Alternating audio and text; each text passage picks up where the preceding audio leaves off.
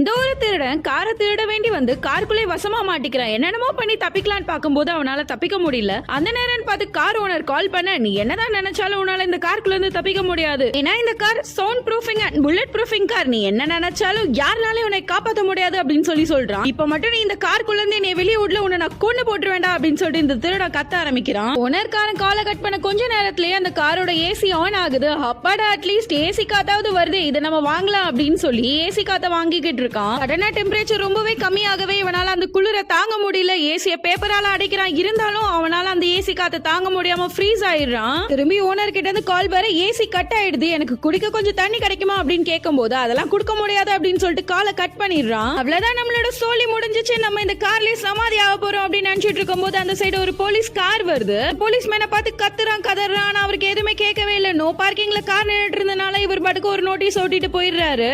அவ்வளவுதான், இனி கடவுள் நினைச்சா கூட நம்மள காப்பாற்ற முடியும் நினைச்சிட்டு இருக்கும் போது ஒரு திருடனை இந்த காரை ஆட்டைய போடுறதுக்காக வரான். ஆனா போலீஸ்காரங்க இந்த திருடனை பிடிச்சி அடிக்க ஆரம்பிச்சிட்டாங்க. இருந்த ஒரு நம்பிக்கையும் போயிடுது. இனி நம்ம கையில ஒண்ணும் இல்ல அப்படின்னு சொல்லிட்டு கடுப்பான இவன் காரோட இன்ஜின் பட்டனை அமுக்கிட்டே இருக்கான். ஒரு கட்டத்துல கார் ஸ்டார்ட் ஆகுது.